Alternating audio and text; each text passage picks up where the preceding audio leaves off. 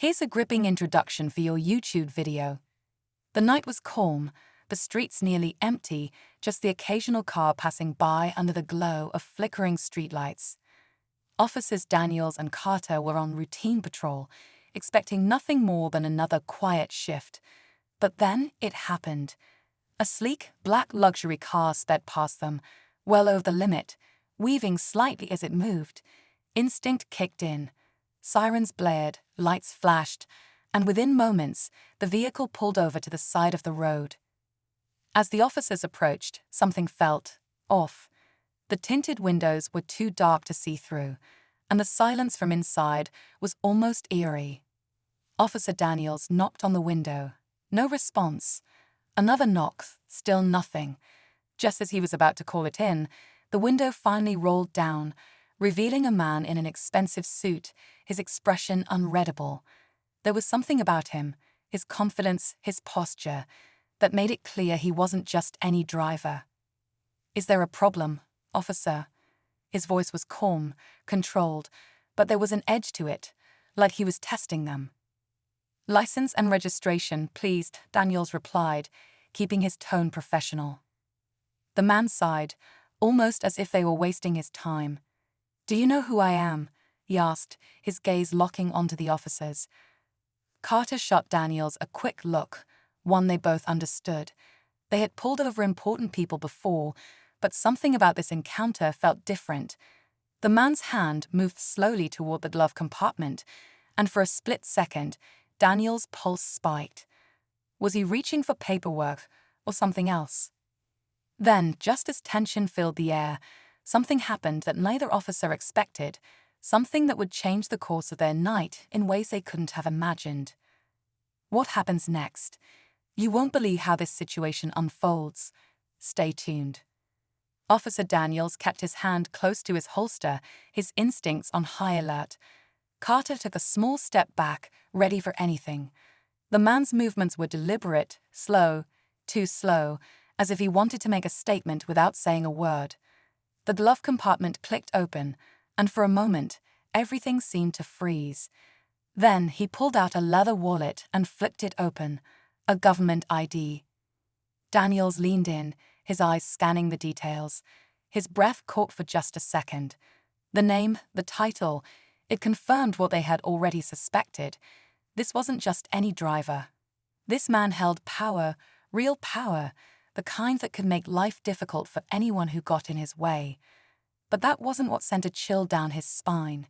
It was the way the man looked at him, like he was daring him to push further, to challenge him. Carter spoke first. "Sir, we stopped you for a traffic violation. Your position doesn't change that." His voice was steady, but Daniels could hear the weight behind it. This was a dangerous situation. They both knew it. The man let out a small chuckle, shaking his head. "You really don't know what you're getting yourselves into." Daniels ignored the comment. "Have you been drinking tonight, sir?" The man exhaled sharply, as if amused by the question. "Do I look like someone who makes reckless decisions?" His tone was smooth, controlled, but there was an arrogance to it that put Daniels on edge. Carter exchanged another glance with Daniels. Something wasn't right. His hands weren't shaky, his speech wasn't slurred, but there was something in his demeanor, like he knew he wouldn't face consequences, no matter what. A moment of silence hung in the air. Then, out of nowhere, a second car pulled up behind them. Dark windows, no headlights. Daniel's gut tightened. Backup wasn't called, and this wasn't just a coincidence. The man in the car smirked. "Gentlemen, I suggest you let this go." Daniel's fingers twitched near his radio. Carter stiffened, bracing for the unknown. Something bigger was at play here. They weren't just dealing with a traffic stop anymore. This was something else, something dangerous. And they were right in the middle of it. Daniels felt his pulse quicken as he glanced at the dark car behind them. It sat there, unmoving, yet its presence carried weight. Whoever was inside wasn't just passing through. They were watching, waiting. Carter shifted slightly, angling his body so he could keep an eye on both vehicles. The man in the suit remained calm, his smirk never faltering. "Officers, I'm going to give you one last chance to walk away from this." His voice was low, deliberate. It wasn't a suggestion, it was a warning. Daniels didn't like the way he said it. He had encountered entitled people before, but this was different. There was no panic, no frustration, not even a hint of nervousness. This man was certain he was in control. Carter's fingers hovered near his radio, but something told them both that calling this in might not be a good idea. What if dispatch already knew? What if that car behind them wasn't just a coincidence, but part of something bigger, something they weren't supposed to interfere with? Daniels took a slow breath. "Step out of the vehicle," he said, his voice firm. The man's smirk faded, but his confidence didn't. He stared at Daniels for a long moment before exhaling, as if disappointed. Then he reached for the door handle. The door opened smoothly, and he stepped out, adjusting his suit as if he were preparing for a meeting, not a police stop. He was tall, composed. He didn't flinch under the flashing red and blue lights. Instead, he studied the officers, almost as if he was sizing them up. Carter glanced toward the second car again. Still no movement, but the tension in the air had thickened. Someone was waiting for the next move. Daniels stepped closer. "Turn around, hands where I can see them." The man chuckled softly, shaking his head. "You don't want to do this," he said. "Trust me." A flicker of doubt crossed Daniels' mind, but he pushed it aside. Now. For the first time, the man's expression darkened. It wasn't fear, just quiet annoyance. "You have no idea who you're dealing with." Before Daniels could respond, the passenger door of the second car opened. A figure stepped out, face hidden by shadows. Carter's hand moved to his holster. Daniels tensed.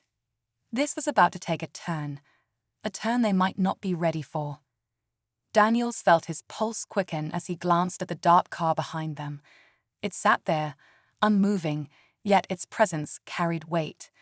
Whoever was inside wasn't just passing through. They were watching, waiting. Carter shifted slightly, angling his body so he could keep an eye on both vehicles.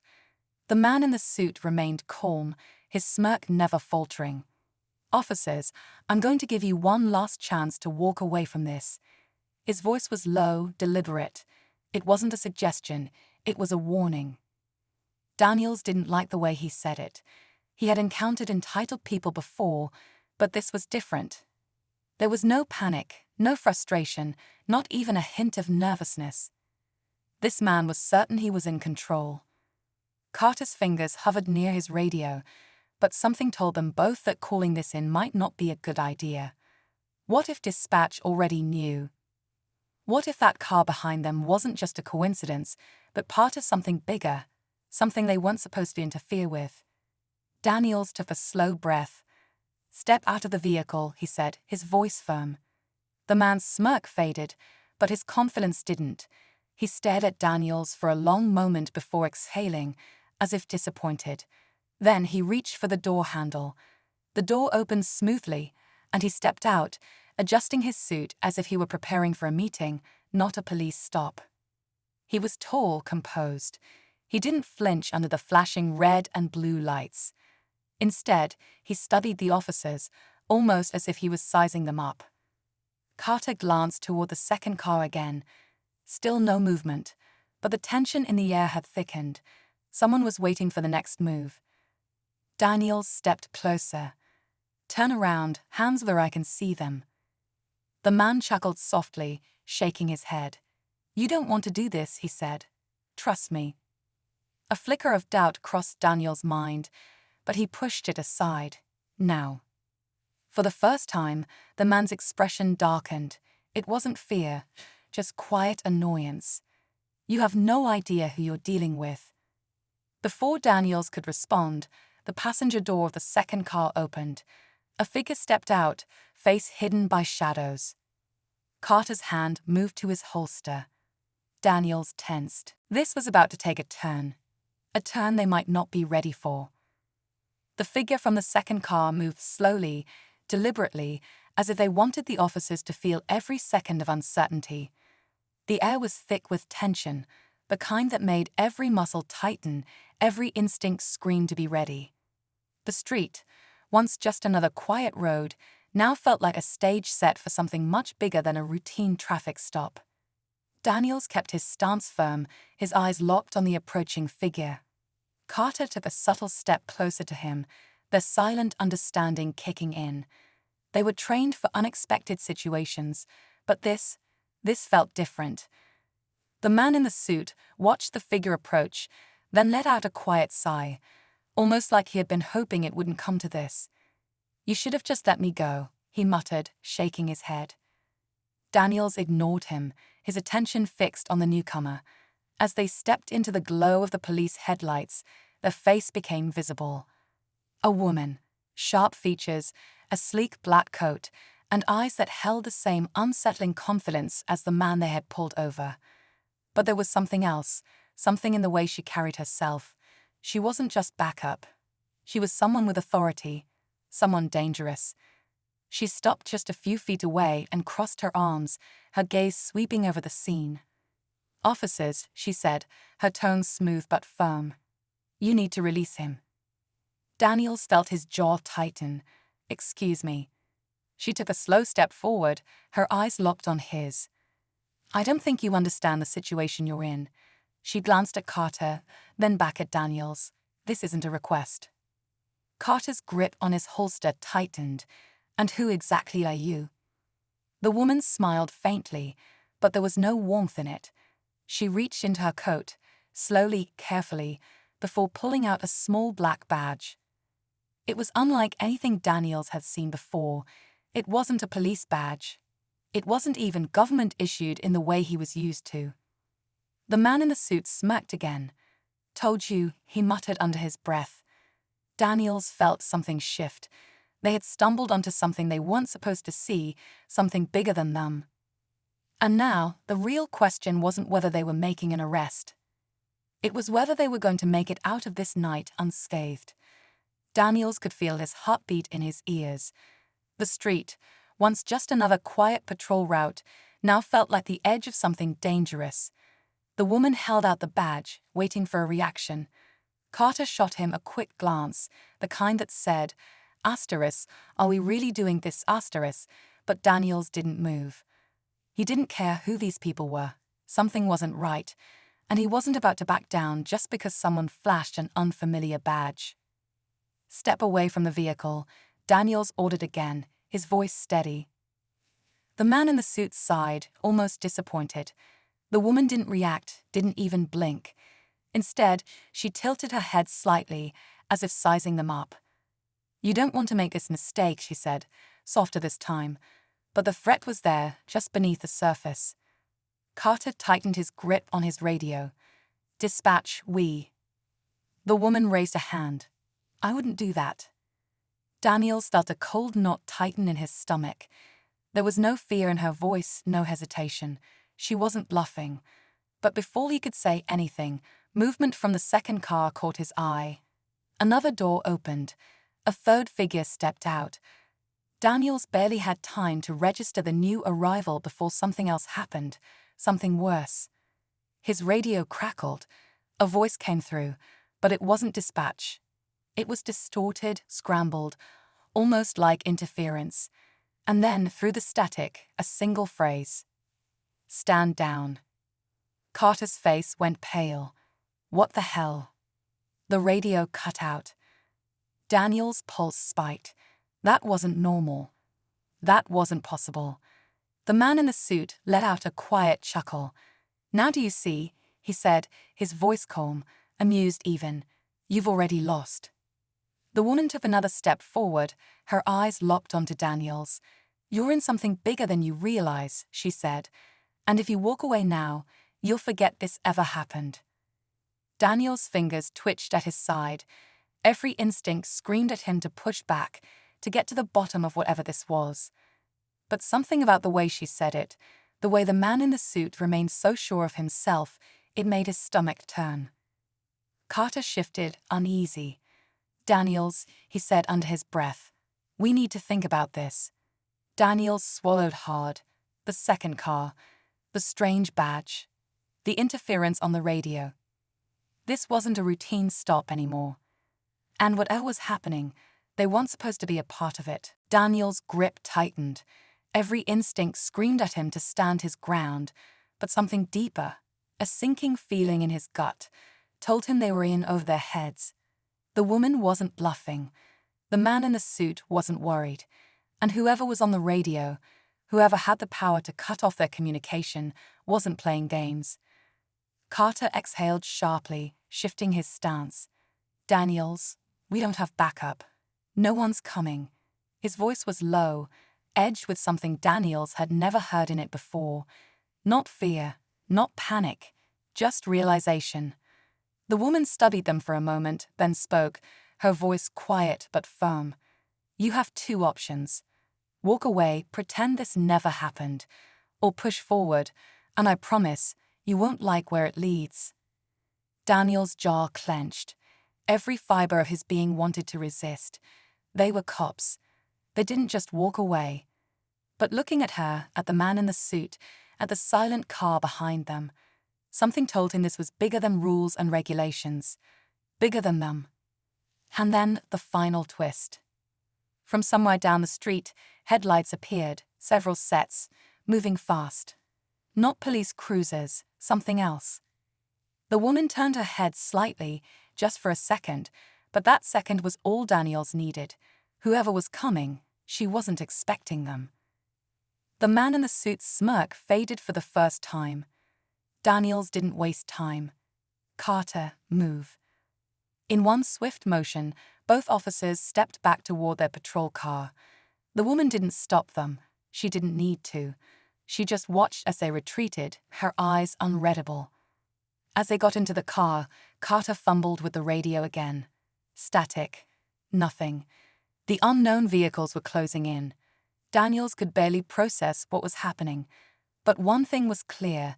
They weren't sticking around to find out. With a final glance at the man in the suit, Daniels threw the car into gear.